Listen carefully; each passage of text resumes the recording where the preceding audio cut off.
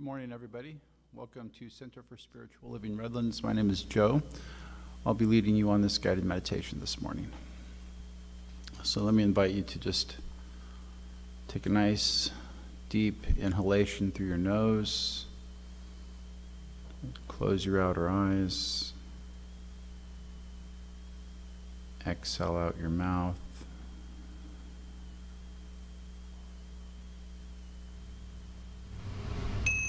Breathe in again through your nose.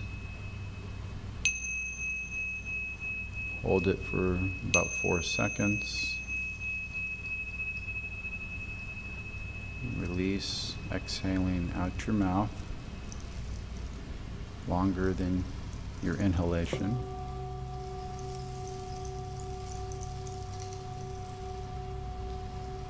Release all that isn't needed as we inhale through our nose, all that is good.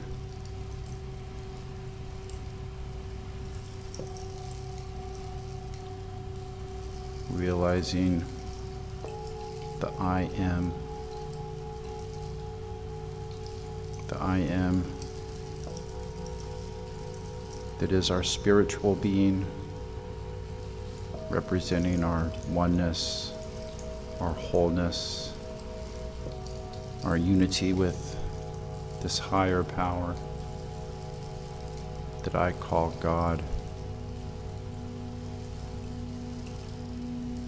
And you may choose to call it whatever you choose to call it, whatever your idea is of this universal mind, this divine source, benevolent in nature,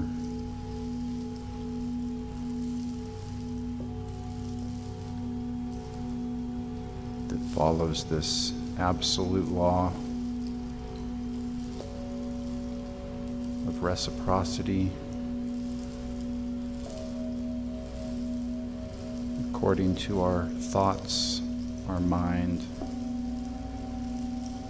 our state of awareness. Let us just breathe in this consciousness of good.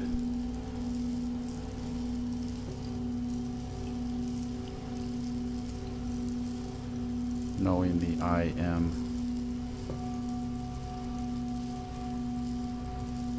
Our oneness.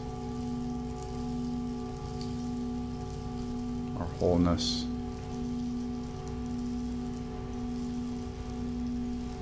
Our completeness.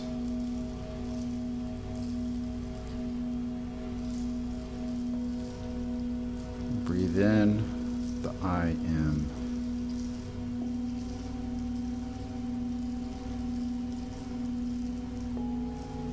Exhale, allowing each exhalation to expand and be more prolonged. You may purse your lips and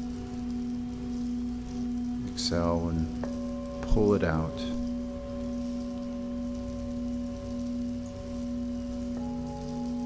Just feel the rise and fall.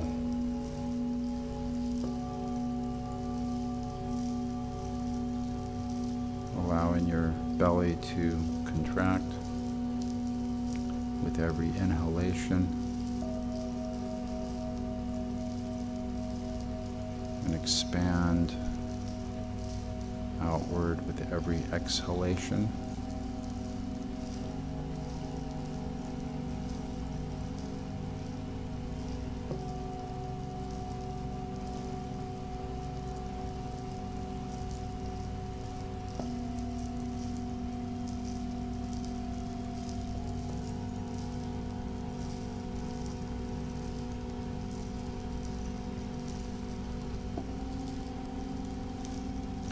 Feel your body relaxing every muscle, fiber.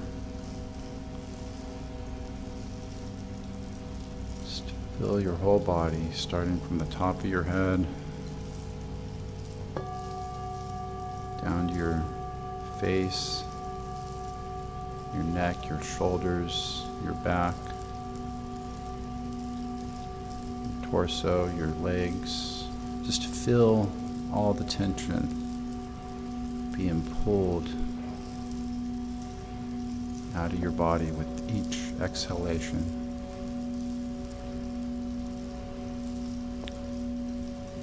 See it draining from your body, downward, from your head to your midsection, to your legs, to your feet, and just down and out, like water flowing down a drain. Feeling your body become more relaxed with every inhalation and every exhalation. As we center ourselves in the presence of spirit and our connectivity to spirit, to source, to the all good, the almighty, the omnipotent, omnipresent, and omniscient.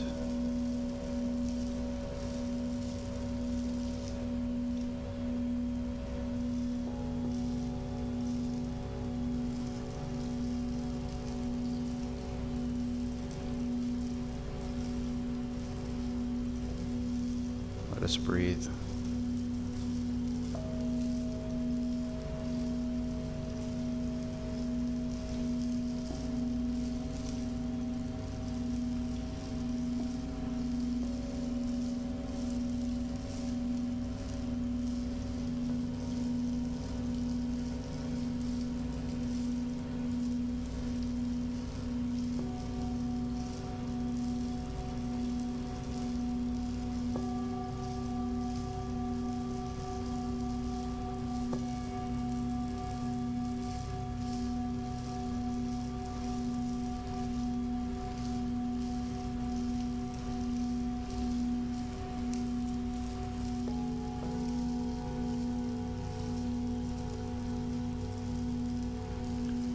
Now let me invite you to count backwards from 50, about 2-second intervals. Just slowly, steadily count back from 50. As you do so, there will likely be distracting thoughts. Don't resist. Just allow it to be, and return your focus back to your counting from the number in which you left off. Following this breathing pattern as it grows deeper and deeper.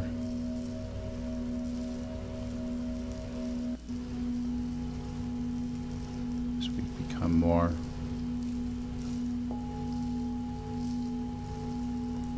closer, closer.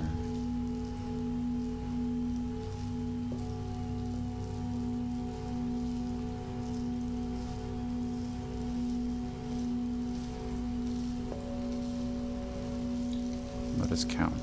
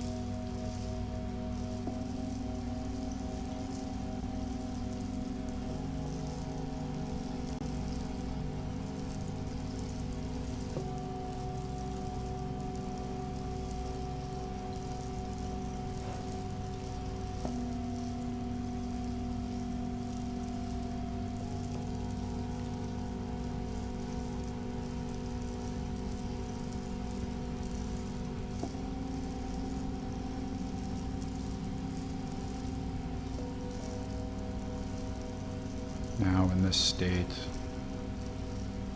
of relaxation and connectedness. You can visualize your ideal place of peace, serenity. Could be an ocean, could be a mountaintop, it could be in the forest, the desert. Any place that brings you peace, solace. It could be your own bedroom. It could be wherever it is that you like to be, that you can see, that you can experience and feel this deep knowing and connection.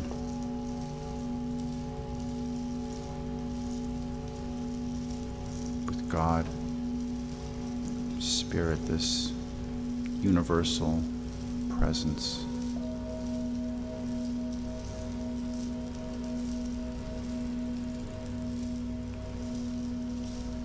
Let us go there now.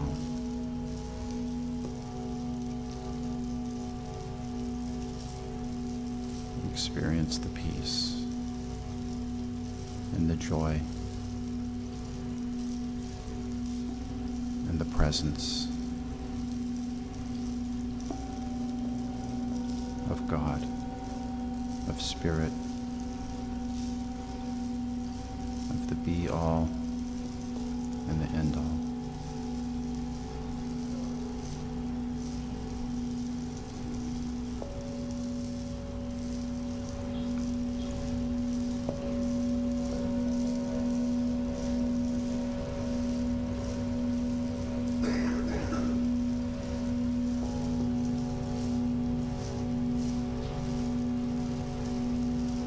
Feel yourself there. See yourself there.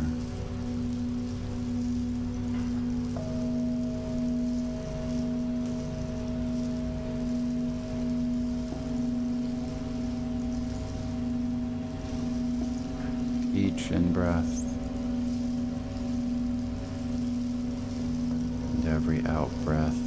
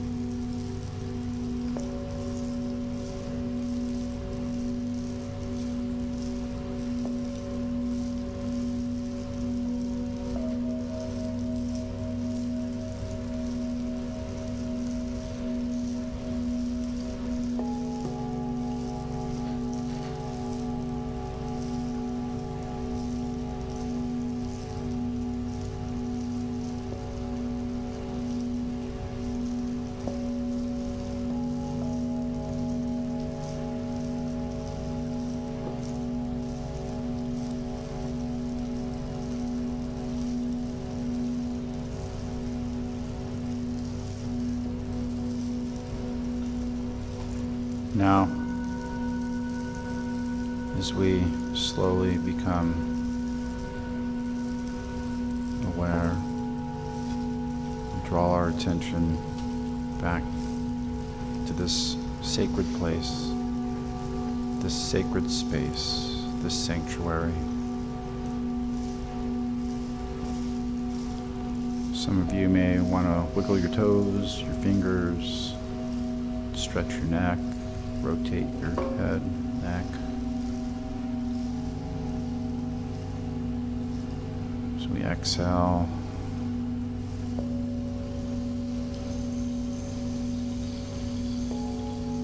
I invite you to, at you're ready, just open your outer eyes.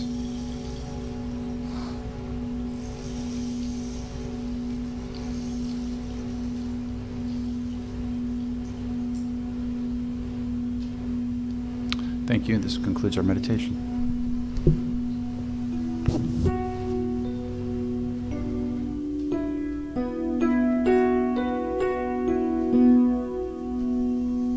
Thank you, Joe.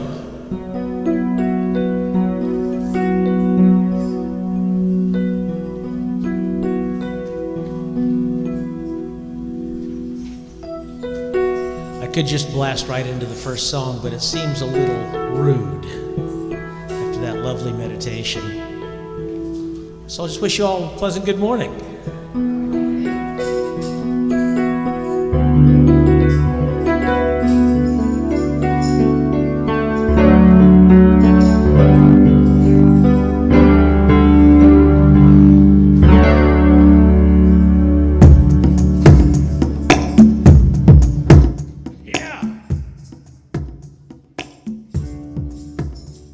Take a look at the person next to you.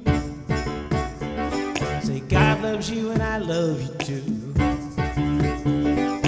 Feel the love in the sanctuary. Lift your voice, repeat after me. We come together, we come together, we come together. In the name of love, we come together. We come together, we come together in the name of love. Take a look at the person next to you. Say, I recognize the God in you. Feel the love in the sanctuary. Lift your voice, repeat after me. We come together, we come together. Together in the name of love, we come together, we come together, we come together in the name of love. From every walk of life, every creed and color, in kinship we unite in honor of the love of each other. Take a look at the person next to you. Say, namaste, I bow to you. Feel the love in the sanctuary. Lift your voice, repeat after me. We come together, we come together, we come together. In the name of love, we come together.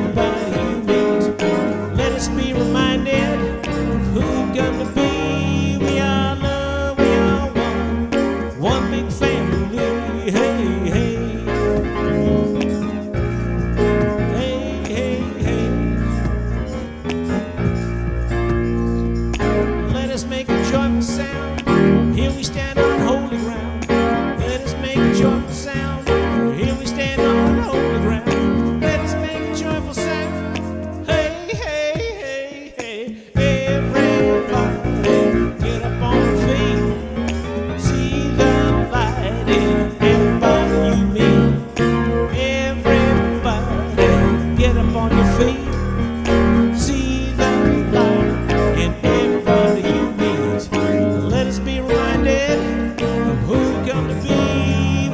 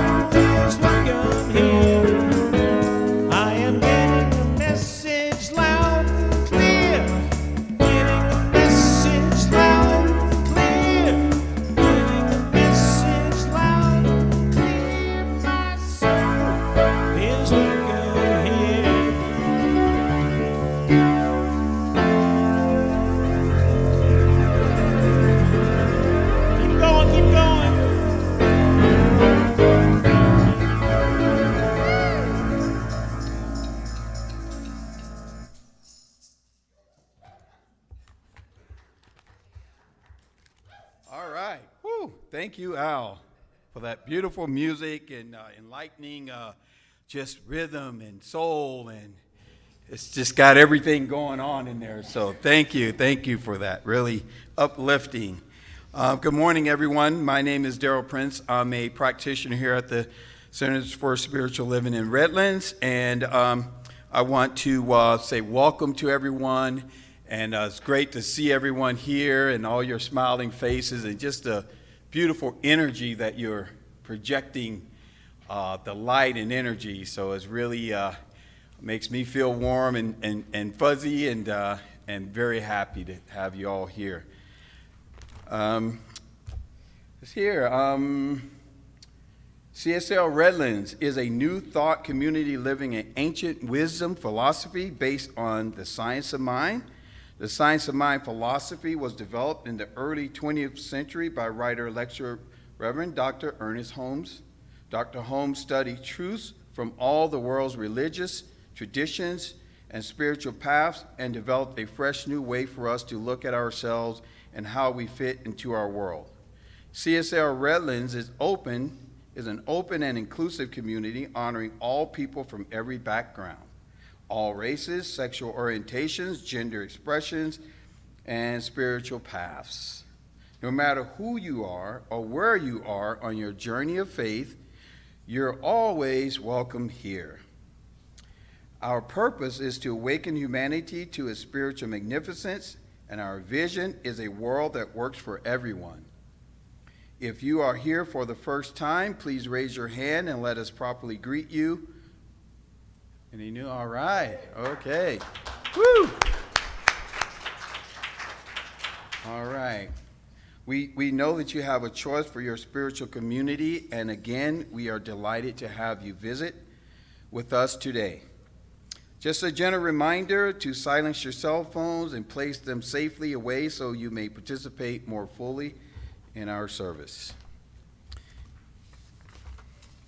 Okay, I have some announcements for you today. This center is a jam-packed, it's a high-energy center led by our spiritual leader, Sandra. All right. And our board members, and they do just a great job in coming up with these shows and activities for our center and just all sorts of expressions for our community and serving our community. So we're really excited about what's coming up on our calendar. All of our welcome information is in our on the back of your bulletin here. I mean on the back of your invitation or bulletin. We'll say that. So you can find everything here. And we have a lot of activities, like I say, beginning on Sunday, March 5th. The meditation before service will start at 9:30, starting March 5th. So be here at 9:30 if you want to attend the meditation. Please make a note of that. Treatment and meditation classes will be starting soon. The class is a 10-week, 3-hour class. If you're interested, please sign the sign-up sheet on the side table. And then we have wake-up meditation every Monday through Friday from 9 o'clock to 9:15. So you're welcome to join Sandra for that meditation, and there's a Zoom information in your bulletin as well. And we have the 1-minute miracle. Our practitioners, Moi and Joe and others, are available after service for prayer, and what we want to know what we can know for your highest good. Okay, so that's what we're here to help you with. And then we have a metaphysical fair Saturday coming up, Saturday, March 4th, from 11 o'clock to 4 o'clock p.m. The fair is for entertainment purposes only. Come out and have some fun. And here's a flyer for that that contains that information. And I want to point out that we're going to have 3 of our members participating in this fair. And it'll be Ellen Drummonds. Maria is going to be there as well. Maria will be doing hypnosis for a better life. And Sandra is going to be doing crystal healing therapy as well. And I just want to acknowledge this beautiful flyer and the program that Eileen puts together. It's just a wonderful thing. Like she says, this is a keepsake, so you want to, put this in your album and cherish it for life. Okay. All right. The other thing we have coming up, we have the rummage sale coming up Saturday, March 11 at 7 o'clock to noon. Please prepare to bring your gently used items to the center on Friday, March 10th, from noon to 3:30. And so again, gently used items. If you couch potato and you've sunk in your cushions in your couch, we probably won't want that. Okay, you want to keep that and just keep chilling on that couch. All right. All right, okay. And then next Sunday, March 5th, the ever popular Dream Band. All right. We love the Dream Band. I mean, they just rock out for us, and we're really glad to have Gilman and the Dream Band members to play some of their great music for us. And then next Sunday, March 5th, first Sunday potluck, Luck of the Irish. So corned beef, potatoes, salads, and bread. So we want to, that sounds really good, and I can't wait for that, and I know you can't as well. And then we have a Hindu temple celebration coming up March 22nd through March 31st at CSL Redlands with a Hindu service in lieu of CSL's our own service on Sunday, March 26th. So I want to again thank all of you for being here this morning, all of you on Facebook and YouTube Live and in our sanctuary. We're really happy to have you here and looking forward to a great service and talk from Sandra. All right. Okay, thank you, everyone.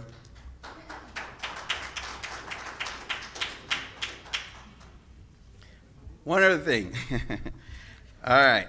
So we vision this month here, and our visioning group consists of myself, Ellen, Eileen, Maria, and Glenwood. And so we vision this month on volunteers. So what is our highest idea of CSL Redlands for our volunteers? And here's what came out of that vision. It says selfishness is a divine characteristic of self-expression, where time, schedules, and constraints are dissolved by love. Love of self, love of life, love of others becomes the inspiration. Leading and helping hand, or lending a helping hand through teamwork and willingness, we display our awesomeness through our volunteerism spirit. And that's our vision. All right, and we have our centering music. Oh, wait, I'm sorry. Okay, we have a video.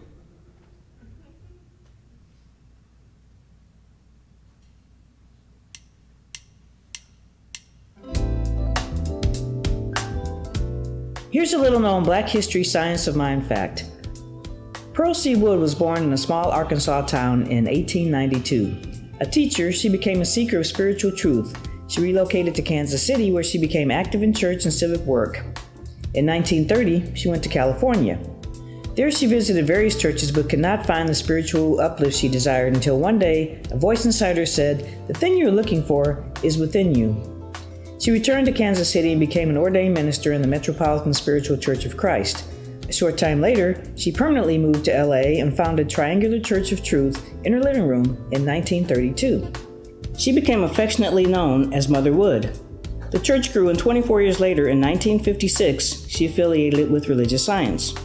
Ernest Holmes loved Mother Wood's ministry, and at one event stunned the crowd announcing, "If she's your mother, then I'm your father."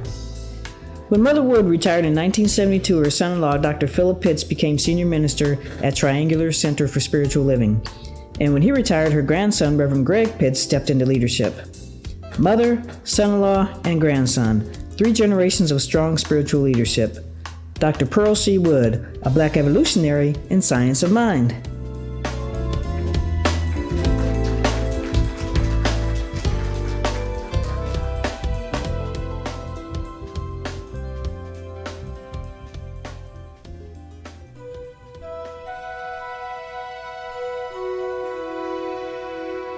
So now it's time for our centering music.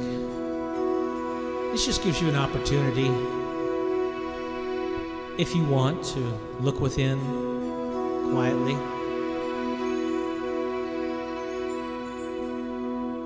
or to just have a quiet moment, whatever suits you best.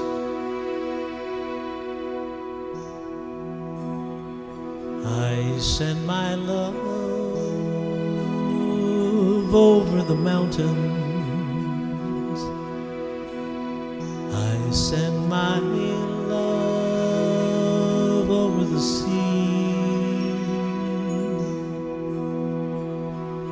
I send my love into the heavens, and it returns to me.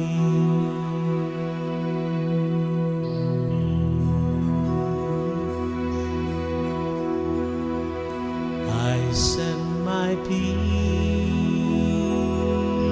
over the mountain.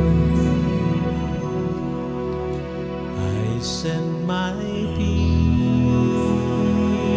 over the sea. I send my peace into the heavens, and it returns to me.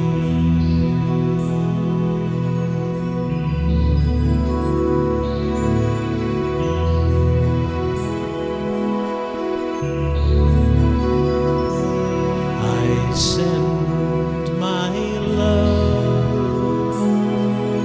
over the mountains. I send my love over the sea.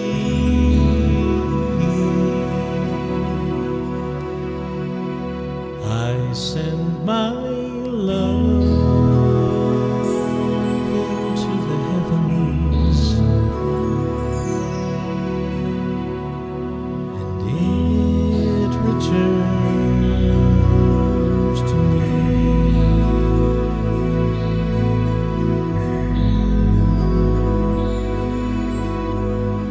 It returns to me.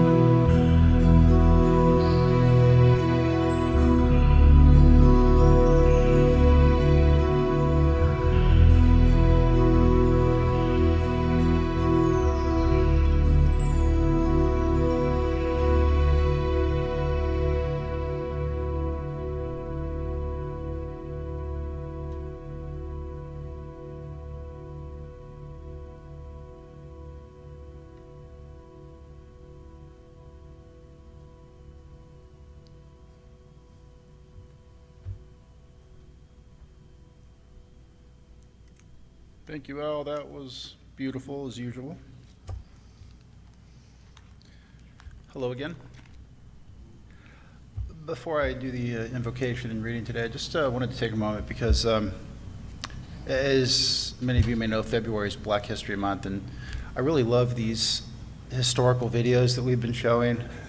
But we also show other historical videos and items of interest. And I just wanted to thank our technology guy over there, David Torre, because without him, we wouldn't be able to have all these. And yesterday, we had our inaugural spiritual cinema event, and he came in sick. He was recovering from a bug, and he dragged himself down here, and he's worked his tail off. And not only that, but he's bouncing back and forth, and he's showing me how to use the popcorn machine back there. So he's running back and forth, and I just want to say thank you, David. We're blessed to have you.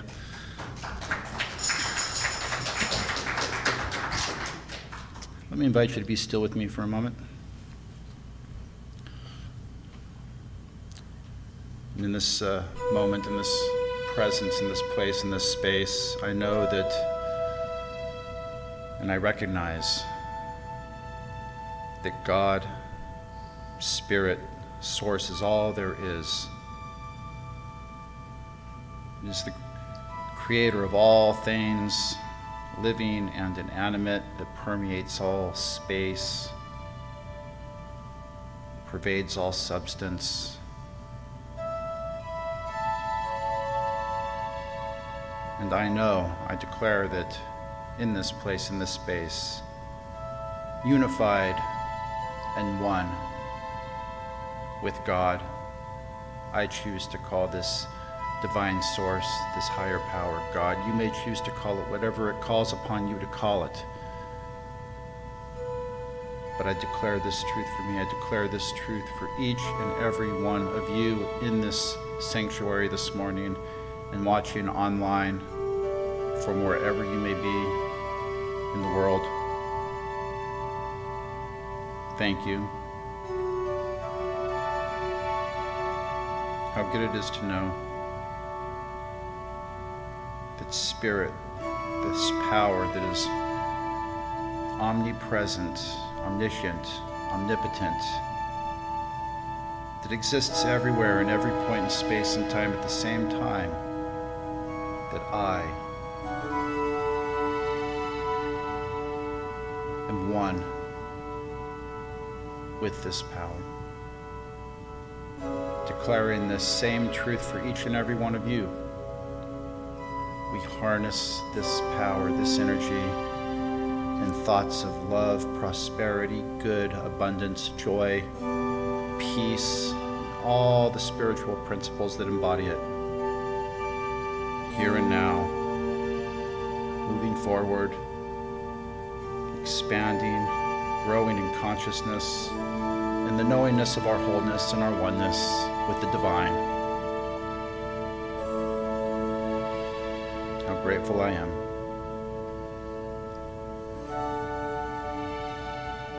And so it is.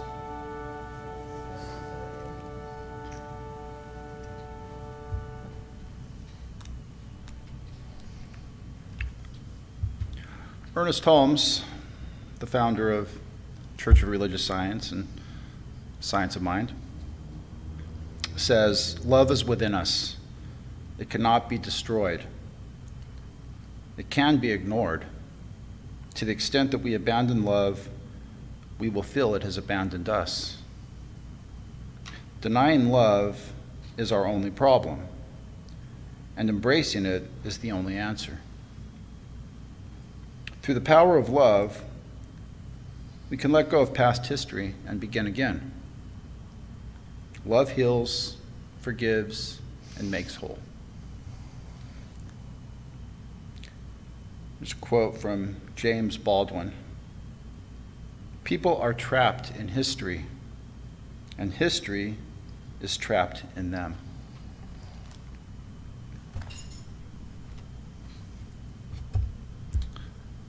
And here's one from Courtney A. Walsh. Up and play and work and live and die as you. It's enough. It's plenty. That sound right? Okay. Up wasn't capitalized, so I didn't know if it was if I was missing something. Okay. Anyways, we have a wonderful message to be delivered today by Sandra Blackman on history, and it goes right to that reading. Thank you.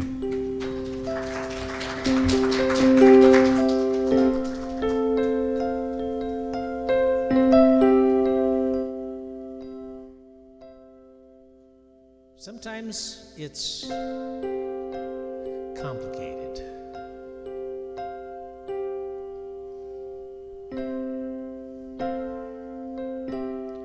I know, I get it. We've got to have laws to bring some order to the clamoring throngs, to settle our differences and help us get along. There's all kinds of people, and there's all kinds of laws. There's the law of the jungle, the law of the land. There's the law of the Bible,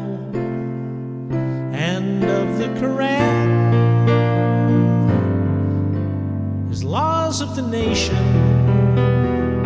and natural laws, but no law is perfect, and that gives us pause to think about mercy and think about love and offer compassion when law's not enough. For justice is blind, not blinded by fear, but blind to be equal and blind to be fair. Laws help us keep order, or so it appears, but laws are reactions. They all come from fears. We never need laws when we understand the other guy's doing the best that he can.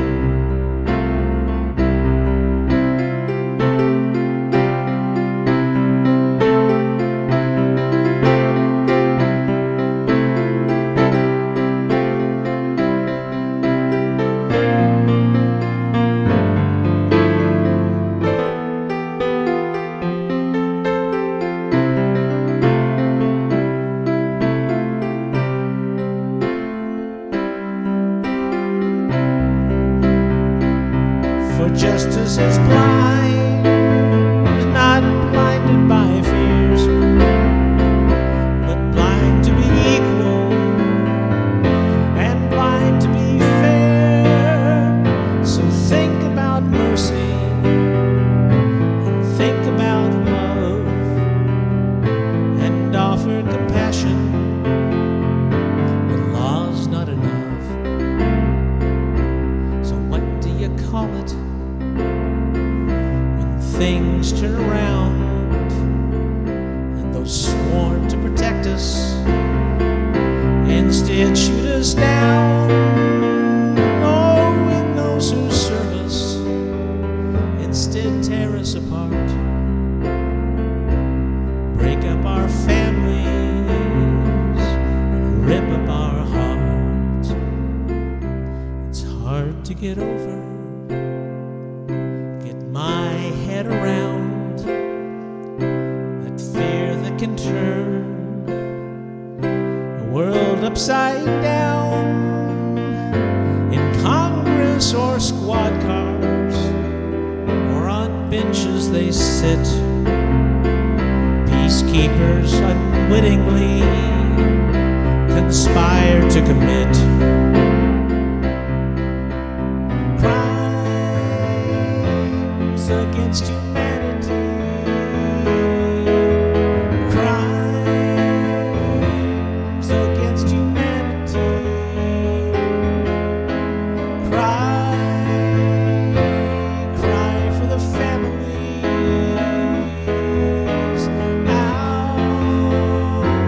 outrageous atrocities.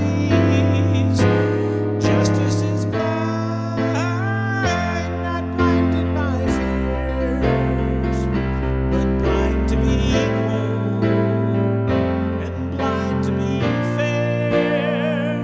So think about mercy and think about love and offer compassion when law's not enough, and offer compassion when law's not enough.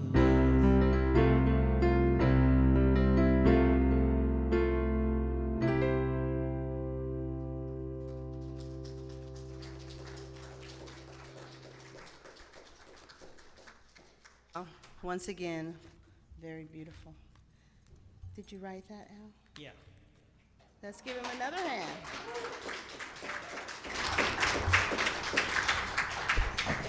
So this morning, my name is Sandra Prince, and I'm the spiritual director here at CSL Redlands.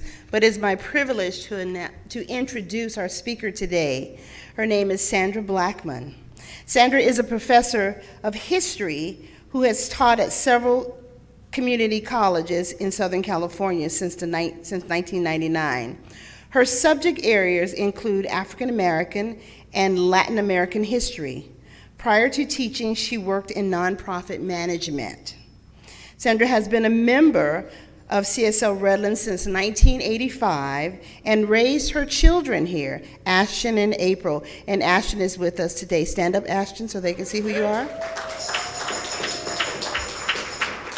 So she raised her children in science of mind philosophy. She is a secretary of the CSL Redlands Board of Trustees, and much to our delight, has contributed many delicious dishes to our first Sunday potlucks. She loves cooking, baking, and eating the fruits of her labor. And when on some of those potlucks, it's like a work of art. It's like artwork. I'm like, I don't know if we should eat that or just take it home and take some pictures of it. So it is my privilege to welcome Sandra Blackman. Thank you, our speaker today.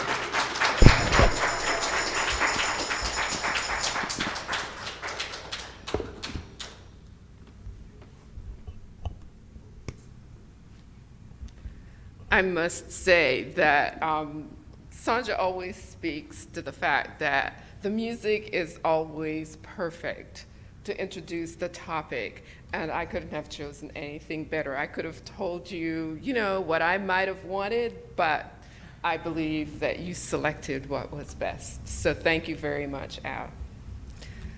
So my talk is about history, truth, forgiveness, and healing. I just want to make a few disclaimers. When I'm talking about forgiveness, I'm talking about repentance in order to make forgiveness possible. So this talk is a twist on a lecture that I give in history courses. It is usually a dialogue between my students and I. And it comes out of a need to explain why history is a subject we all need to study. We should all find it interesting, but most of all, we should be careful about how we study it. Over the years, it has been updated to emphasize why should we be careful in examining it and its effect on us as individuals and as members of society. So here are a few things that I've learned over the years as a college professor. Most students in a history course are there because they have to be there. They don't want to be there, but they have to be there. History is a prerequisite. The majority of them would rather go to the dentist than sit through a history course. It's a subject that is boring to most people, and it seems to have no purpose. Why are we studying about dead people? History as a subject is controversial because it often reflects ugly parts of ourselves. History without ugly parts, however, is not history. It is more propaganda. It is there to sell a particular message. It is there to support the status quo. It can be a tool to oppress, to be twisted, to serve interests, and the interests of those who would abuse power. It is also a powerful tool for truth, for repentance, for reconciliation, for love, and for healing. And this is what I would like to emphasize as I share some of the historical examples in my talk. So I don't know how many of you here listen to the news or read the news. But yeah, history has become a rather controversial subject recently. Yes, no, and even to the point where we are deciding what we want to teach young people, our tender young people, air quotes included. Teaching inclusive history seems to be troubling, but there's a reason for that. And I won't go into the details that I believe are the reasons for this, but I hope that my talk will illustrate what can be accomplished through teaching truthful history. So, today is the last Sunday of Black History Month, as we saw through the short video presented earlier. It started out as a week in which Black students in Black schools were taught about their history. Carter G. Woodson, along with W.E.B. Du Bois, are considered the fathers of African American history. And Woodson believed that it was important for Black children to learn about their history, not just the history of slavery, but the history of Africa and what came before slavery. Because knowing about yourself is part of knowing about who you are. He believed in the liberative nature of African Americans knowing their history in order to continue the work of changing their lives. It is based on the concept of Sankofa, or reaching back to retrieve what has been lost or misplaced, and then moving forward as a result of that. So, what does that have to do with science of mind? Our philosophy of living believes we transform our lives by changing the way we think. It emphasizes knowing that there is one ultimate truth, the existence of a creative force greater than each and every one of us. That we have an indwelling ability to capture that power for good, to transform our lives, and that in doing so, our world can benefit from that. So, how can history be a part of transforming our lives and our world? I chose the wisdom reading from February because it spoke to me as a student of history. And although it was read before, I'm going to read it again. And this won't be the last time I read it, but I'm going to read it again. Love is within us. It cannot be destroyed. It can be ignored.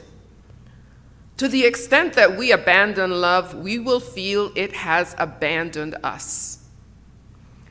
Denying love is our only problem, and embracing it is the only answer. Through the power of love, we can let go of past history and begin again.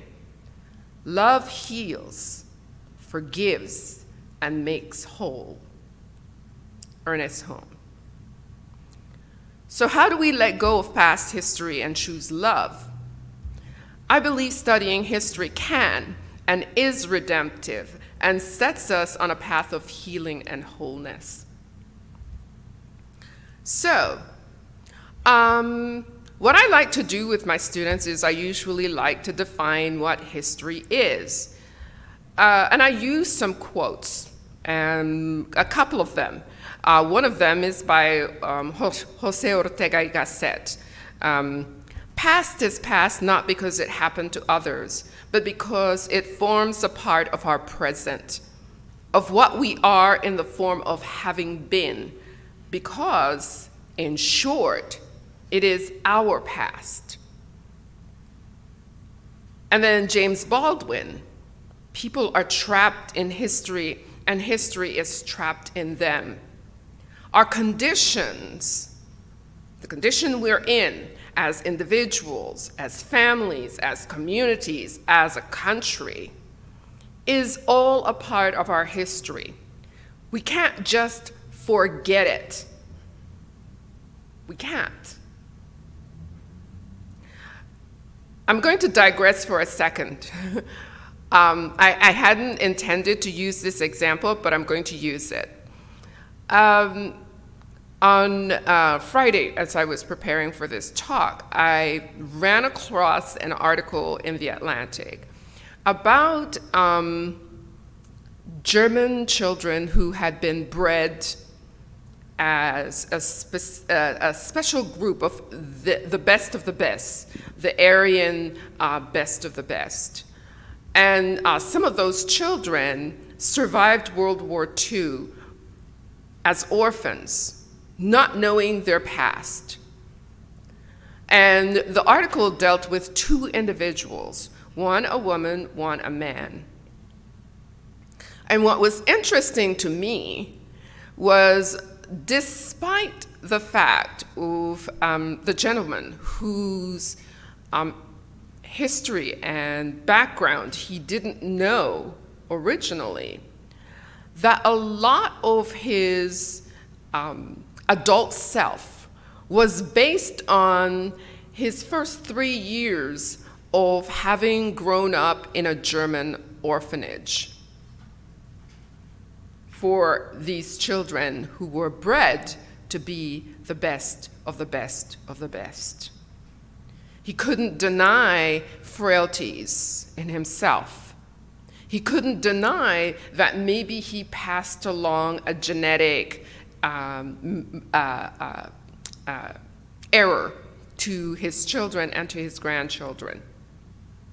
That's how trapped history is within us. So, most people remember history as something they were required to where they were required to memorize names and dates of famous men, not women, or not individuals who fall in between those polar definitions.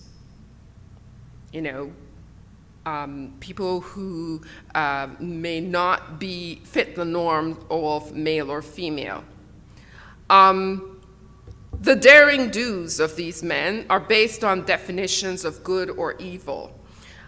Those who fall at the two ends of these spectrums, there's never any mention of complicated nature of true humanity. There's nothing about their complexities, as well as their misdeeds, their errors, their failures as individuals. For example, let's take a look at some of our founding fathers. You know, there are no founding mothers in our general history.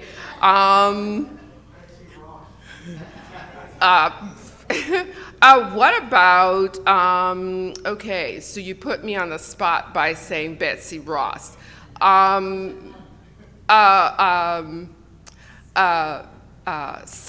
Judith Sargent Murray, who you never hear about her because she's an intellectual and she's an intellectual woman. But you hear about Betsy Ross, whose sole purpose in life was to sew the flag. Okay? So, Judith Sargent Murray spoke about the equality of women, the need to educate women, the fact that women are not an inferior gender. It's not the inferior gender, because if you look at nature, the brute force of nature shows you those who have less mental capacity. And by that, extrapolating that, you would deduce that perhaps men are what? The weaker gender, because they have more brute force. But, you know, Judith Sargent Murray is not a name everybody knows about. Just to show you how we leave women out of history. So among those founding fathers, for more than 200 years, we dared not discuss the immorality of owning people. We didn't.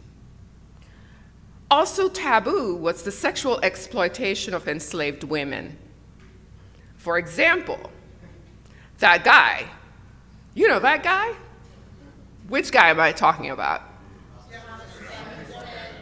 That one and only, the inimitable Thomas Jefferson, who said, "We hold these truths to be self-evident, that all men are created equal, and they are endowed by their Creator with certain unalienable rights, among which are life, liberty, and the pursuit of happiness."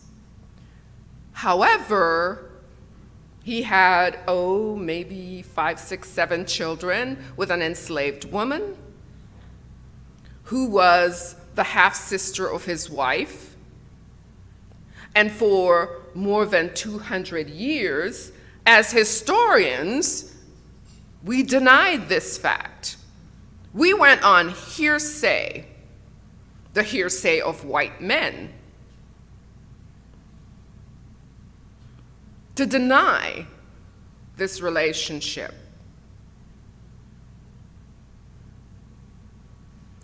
That same Thomas Jefferson wrote Notes on the State of Virginia. And I love reading Notes on the State of Virginia with students because it is eye-opening. He discusses the sexuality of Black people. He discusses specifically their inability to have deep emotions, to care for their children, to establish loving long-term relationships.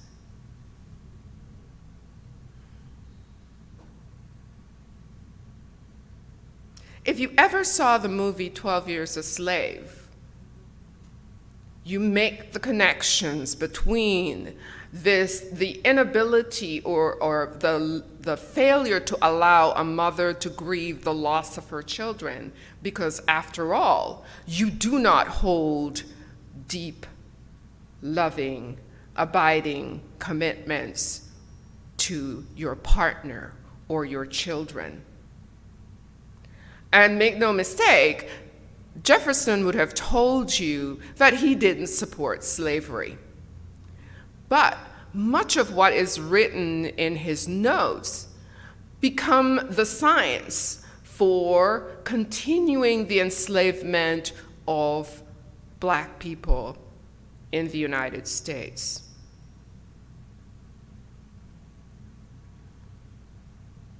What is even worse is that there were contemporary accounts of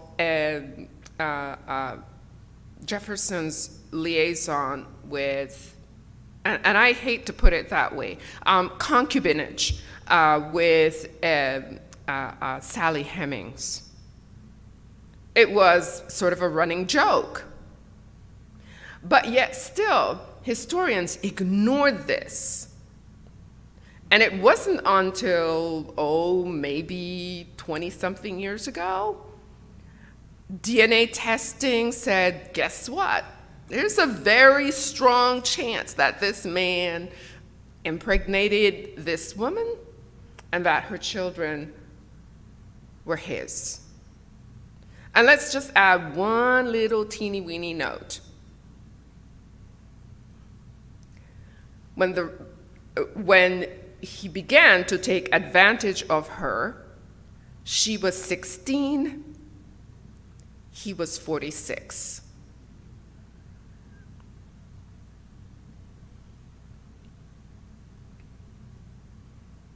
How do we as a country wrestle with ideas and concepts like these? So, another thing is the problems with writing history and memory. Much of what we choose to remember of history is what others with an interest have chosen to remember. Raymond Aron says, the events which survive in historical consciousness are those which have some relation to the values in which either the actors or spectators believe. That people record and leave behind what they are interested in. They even preserve what they're interested in, and they take pains in destroying what they are not interested in and what would paint a different picture. For the longest time, history in the West, the United States and Europe, was a subject written by and for white men. So when studying history, we also must recognize how the narratives we read are products of a certain amount of bias. Sometimes it is a little, at other times it is a lot. Whose accounts are saved, whose are destroyed. The raw materials for writing history are primary documents. It's government documents, architecture, literature, art, personal papers, but whose documents and whose neighborhoods are preserved? One other little part of the Jefferson story is the fact that there existed a room built right next to Jefferson's bedroom that was the living quarters of Sally Hemings and was only rediscovered 5 years ago. It had been changed and made into men's bathrooms sometime in the 1940s. Again, covering this up, how does it ensure that a story that underlines the complexity of people falls by the wayside? For the longest time, other forms of primary or original sources, especially oral accounts that preserved the history of non-white groups, were not accepted as reliable sources. Because of that, we have, for instance, in general discussion of American history, not until recently did many people know about the Tulsa Massacre. The HBO series Watchmen was the first many Americans were exposed to this aspect of American and African American history. But it had been in the news. It had been a part of the discussion in Oklahoma. It was part of the reason for my originally creating this lecture. As a woman of color teaching history, you often find yourself in a place that is hard to navigate. And so this lecture came out of an incident in a classroom when I was maybe 1-2 years into teaching history. And we were having a discussion about, I think it was the 1960s, the Watts riots, and then the violence of the Watts riots, violence perpetrated by troops sent in to quell the Watts riots. And a student said to me, there is a massacre that occurred in the 1920s that my Black history professor told me does not exist in textbooks. And there were 2 gentlemen in the classroom who had, for the entire semester, just made my life miserable in terms of controlling the classroom. And one of them said, "Because it never happened." And there was some anger that just rose from that place, that visceral place within me. And I knew that I couldn't address it with my anger, that I had to find another way of making sense of this for the benefit of the entire class. And then I remembered as a teenager, reading Panamanian history. I'm from Panama. And my grandmother told me that that was not the way it happened, that what I was reading in my high school textbook was wrong. And I, like a good 15-year-old, you know what happened in my head. My eyes rolled, et cetera, et cetera, et cetera. But I had to be respectful because that was my grandma, and you just didn't do stuff like that. So anyways, fast forward, I'm at university and I'm writing a paper. And so I read this monograph from a well-respected American historian. And there is my grandmother's account. What she told me had happened was there, written in the book. And so I explained this to students, and I said, why do you think that might be? What are the purposes of denying history or rewriting your history? What does it do? What purpose does it serve?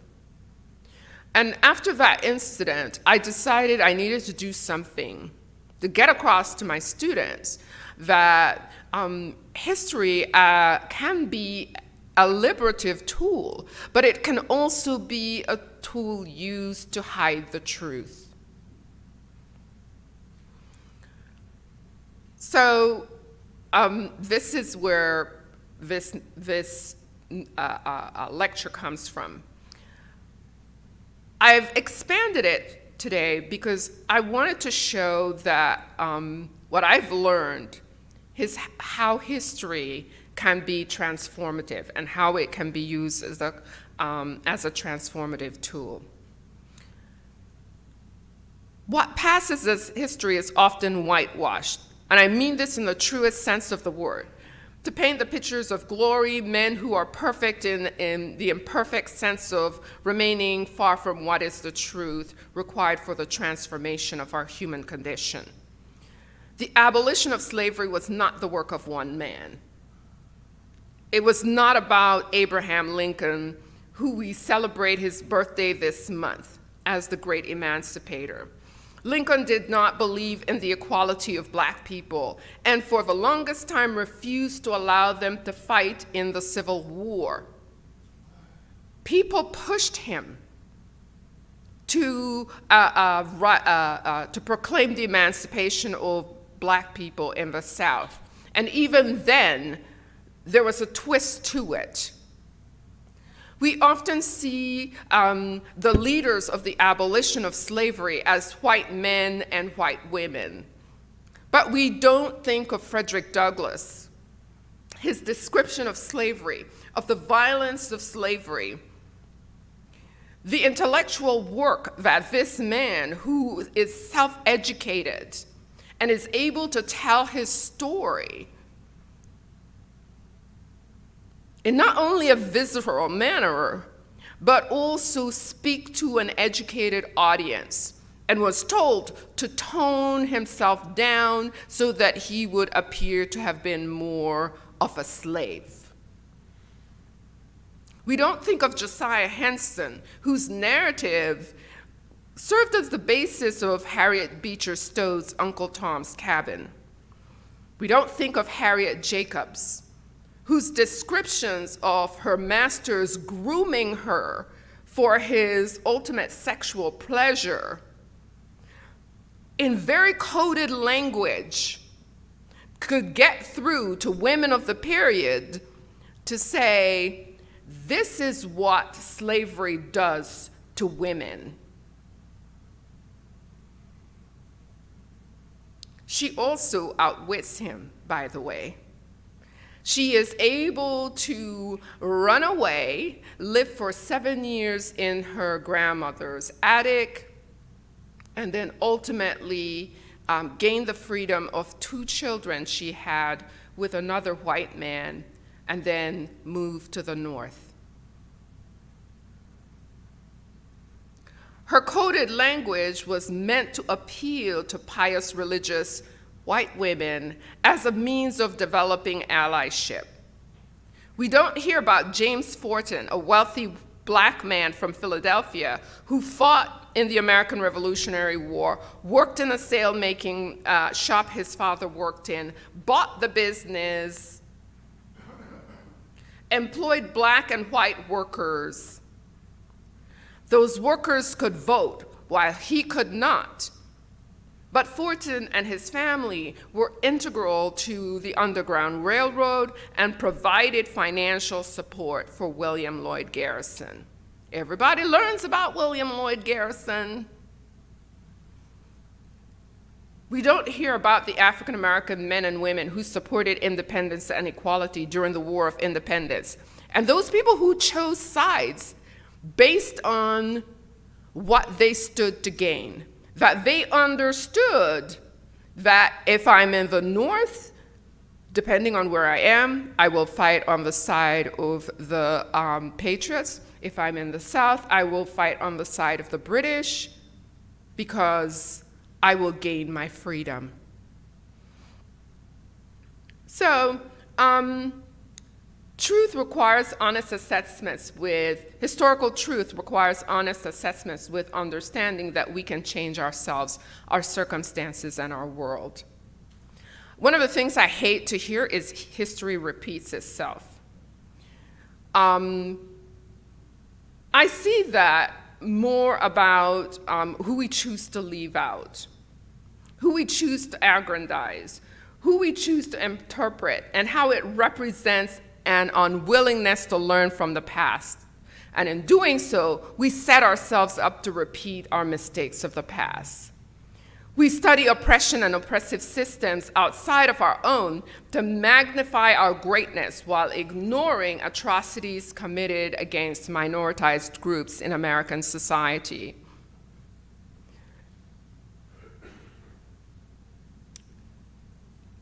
Native American removal, we don't see it as ethnic cleansing. We don't talk about it as ethnic cleansing. From 1607 to 1886,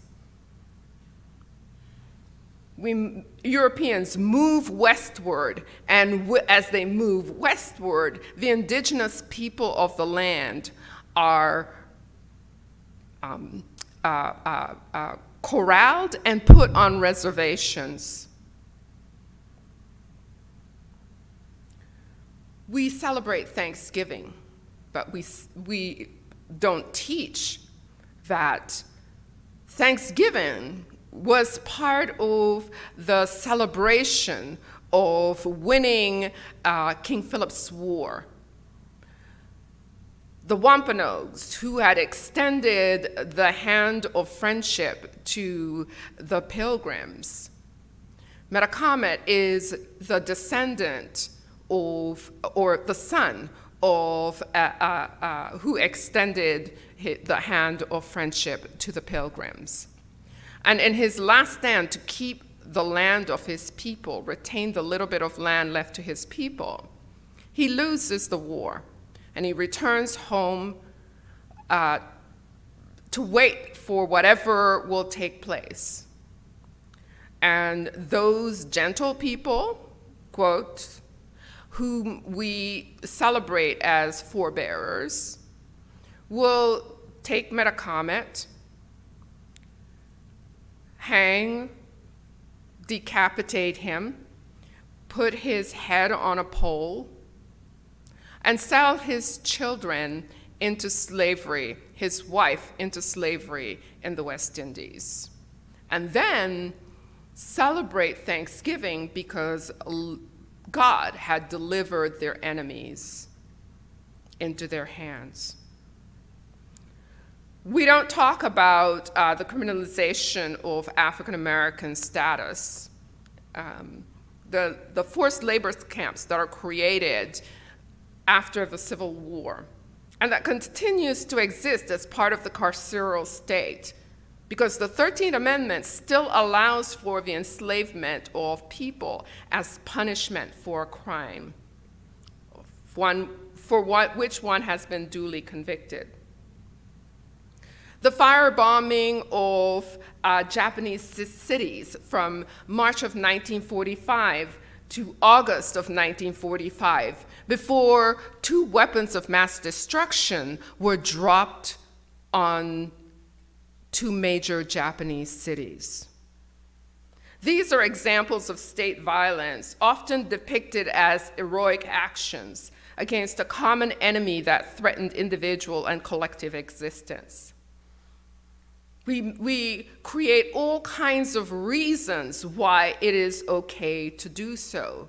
There is no repentance for the mistakes made. There is no self-assessment. African Americans were not equals to be absorbed into the body politic following the Civil War. And so it was okay to enslave them, re-enslave them. The dropping of bombs on Japan has been the source of historical debate, because we concluded that dropping those bombs shortened the war. But little consideration is given to the loss of civilian lives and how our willingness to firebomb over 60 Japanese cities during those months from March to August also gives way to Operation Rolling Thunder, where we bomb the Vietnamese into the Stone Age.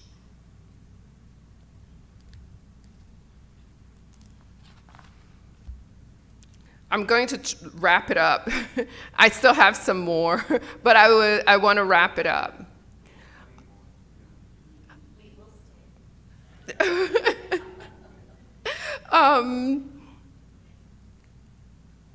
One of the things that we often say about Martin Luther King, everybody remembers his "I Have a Dream" speech. But very few remember his speech beyond Vietnam, where he calls for peaceful ending of the war. The speech is delivered about a year before he's assassinated. Yeah, I always gauge on the side of, yeah. But we remember Martin Luther King, and I'm not taking anything away from him. We also remember Martin Luther King as a saint, but not as a complex man who struggled with failings. The fact that he was unfaithful to his wife and left him wide open to being threatened by the FBI. They sent him letters telling him to kill himself or he was going to be exposed. They harassed his wife by calling her with recordings of him having relations with other women. Because as human beings, we are complex. When we study the ugly parts of history, it provides a true picture of why things are the way they are. To comprehend anything human, be it personal or collective, one must tell its history. This man, this nation, does such a thing and is in such a manner because formerly he or it did that other thing or was in such another manner. Life only takes on a measure of transparency in the light of historical reason. Jose Ortega y Gasset. We understand ourselves better, our community, our friends, our family, when we know their history. Telling a history that is inclusive and truthful engenders empathy. We find that our similarities and differences, struggles, victories, and even grounds for gratitude. We learn connections at the human and heart level. That is, we develop the ability to love people as we get to know them more and as we hear more of their stories and the stories of their ancestors. For those of us whose ancestors have been excluded from the general narrative for centuries and generations, we develop a sense of pride and self-love. We develop a sense of agency because we know that we are able to do and accomplish great things. When we truly understand our past, we are willing to let go of practices that have no foundation in love for each other and do not serve humanity. We also realize there's no separation from our brethren who have struggled to create an equitable society that serves all. When we know our history, we try to make different choices. Dr. Ruth, who was the minister here for many years, constantly reminded us that insanity is doing the same thing while expecting different results. History repeating itself is about making the same choices, expecting different results. When we accept the humanity of others, there is no room for violence, whether it is physical, whether it is emotional, psychological, or otherwise. We can't do that to other people who do not look like us when we understand their humanity. We also pursue the goal of forgiveness. We repent. We choose to make different choices once we have repented and seen that maybe, just maybe, we have not done some really good things. So I want to close with two quotes. One is, I want to restate Ernest Holmes, and then the other is by James Baldwin. Love is within us. It cannot be destroyed. It can be ignored. To the extent that we abandon love, we will feel it has abandoned us. Denying love is our only problem, and embracing it is the only answer. Through the power of love, we can let go of past history and begin again. Love heals, forgives, and makes whole. And then James Baldwin. Love takes off the mask that we fear we cannot live without and know we cannot live within. I use the word love here not merely in the personal sense but as a state of being or a state of grace. Not in the infantile sense of being made happy, but in tough and universal sense of quest and daring and growth. From The Fire Next Time. Thank you.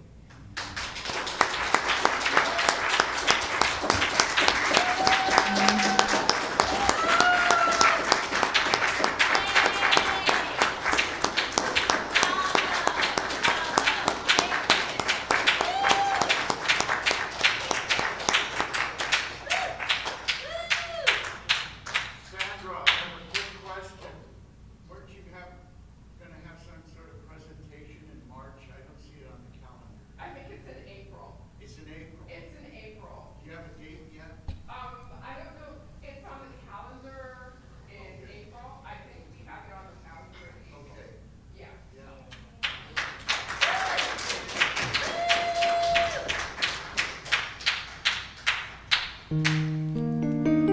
In show business, one of the most unenviable positions to be in is following something great.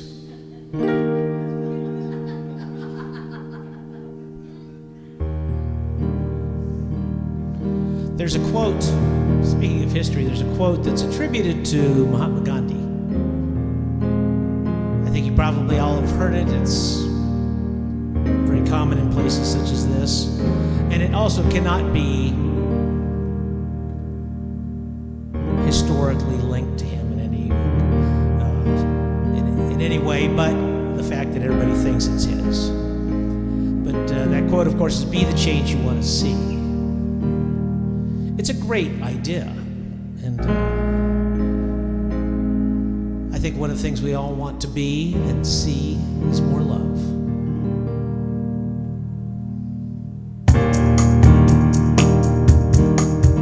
Do you want to be loved?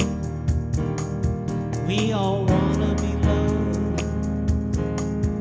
If you want to be loved, don't want be loved. Do you try to be free? We all try to be free.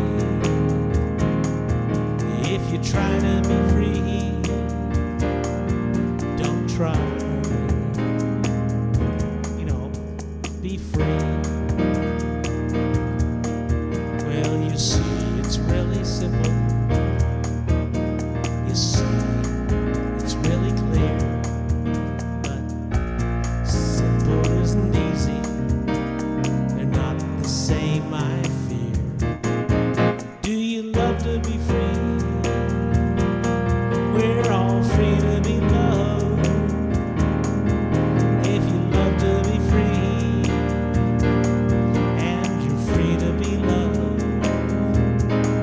well, don't try, don't want, be free. Don't want, don't try, be loved. Well, you see, it's really simple. You see, it's really clear. But simple isn't easy. They're not the same, I fear. But do you love to be free? We're all free to be loved. If you love to be free, and you're free to be loved, don't try, don't want, be free. Don't want, don't try, be loved. Don't try, don't want, be free. Don't try, don't want, be loved.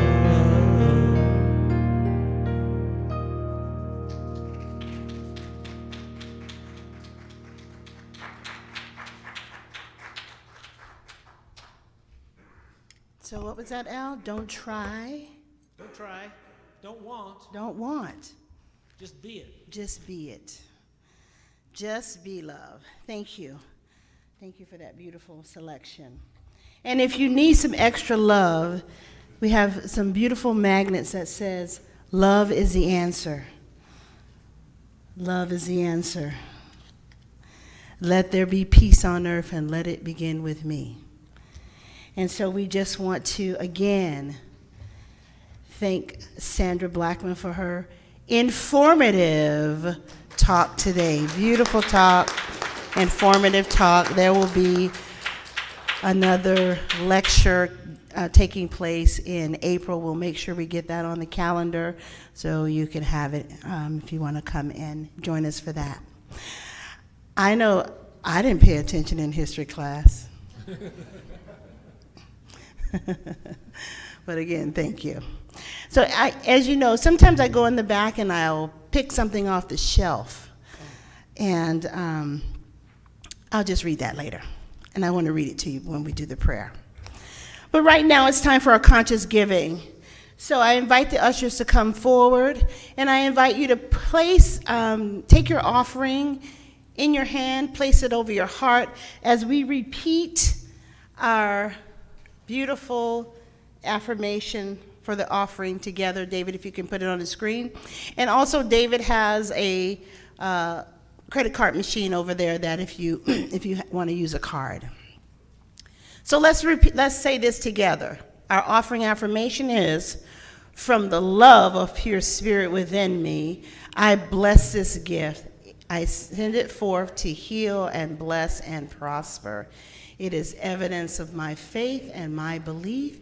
It does great work in the world, and it returns to me multiplied abundantly, and so it is.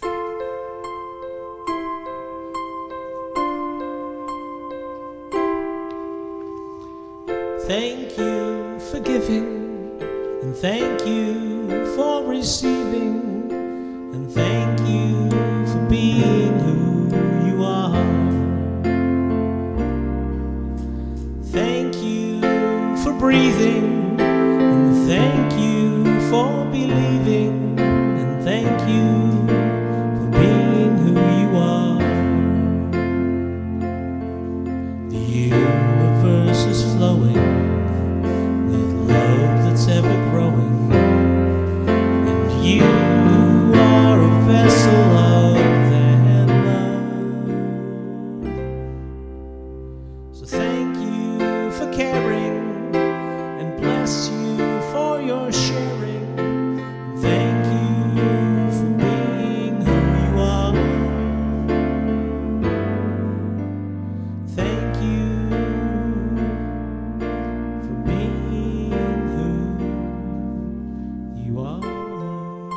And for those of you watching remotely on Facebook Live, you can donate by pushing the donate button. Thank you. So I invite everyone to stretch their hands forward as we bless these offerings. I bless these tithes and gifts and offering, knowing that they are sufficient to cover the needs of CSL Redlands, which is a successful idea in the mind of God. How good it is to speak this word and know the truth now. And together we declare it and affirm it by saying, and so it is.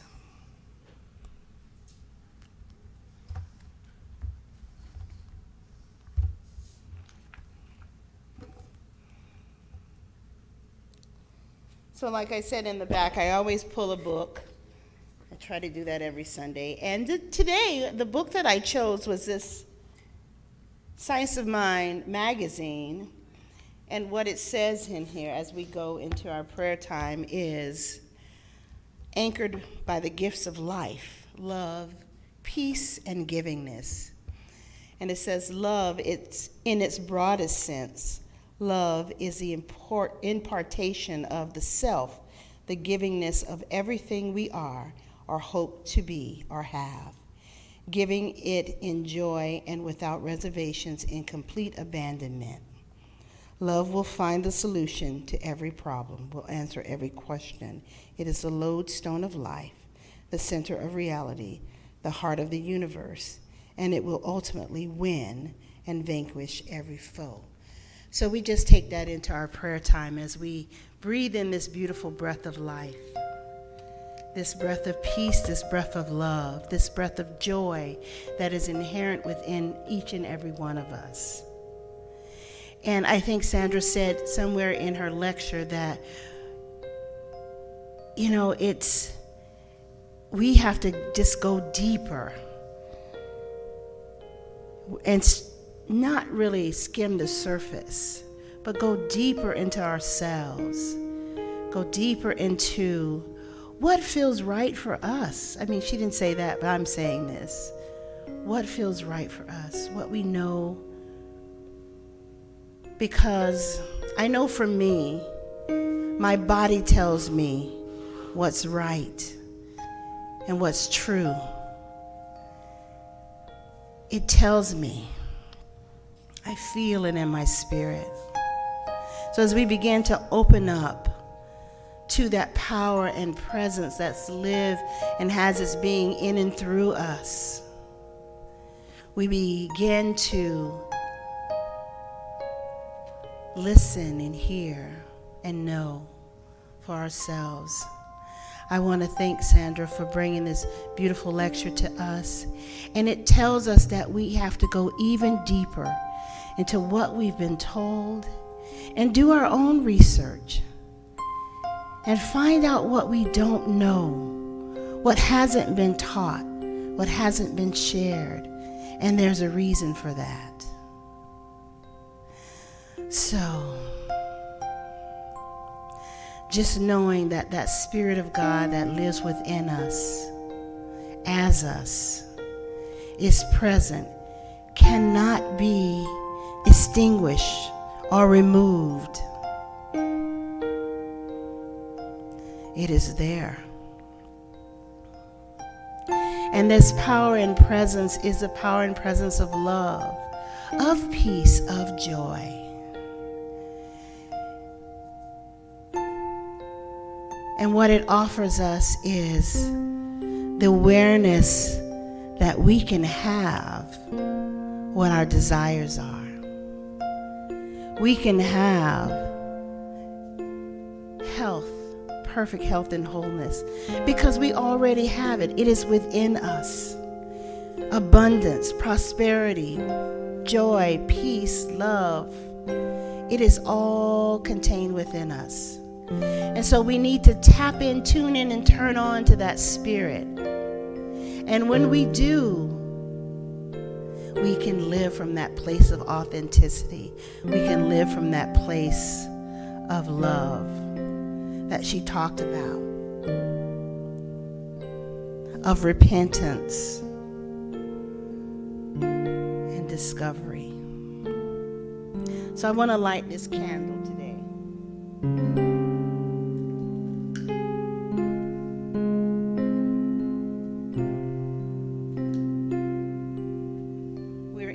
Black History Month. This Sunday is the last Sunday for it. So I light this candle in remembrance of all those who have gone before. I light this candle for the peace that passes understanding. I light this candle for the joy that I find within me. I light this candle for each and every soul here. I light this candle for love. Would you sing a little bit for us, Al? If you want to be loved, If you want to be loved,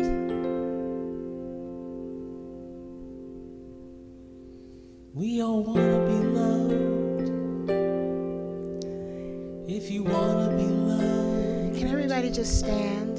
don't want, Put your hands over your heart be loved. and just feel that love.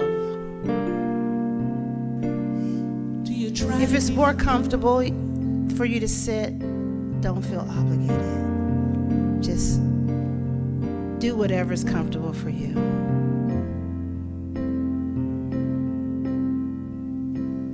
Don't try. Be free. Be free. Now, aren't we free when we know the truth? The truth of our being, the truth of who we are, the truth of our history.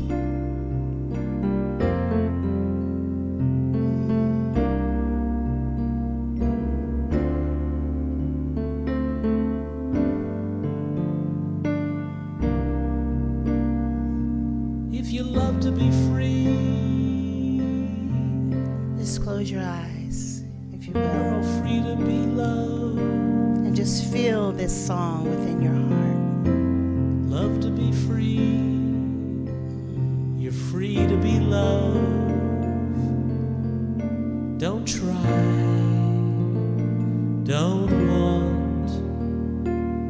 Be free. Don't want. Don't try.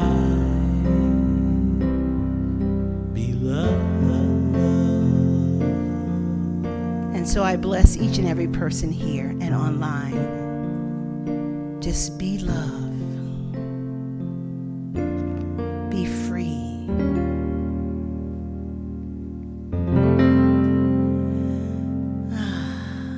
Thank you, and so it is.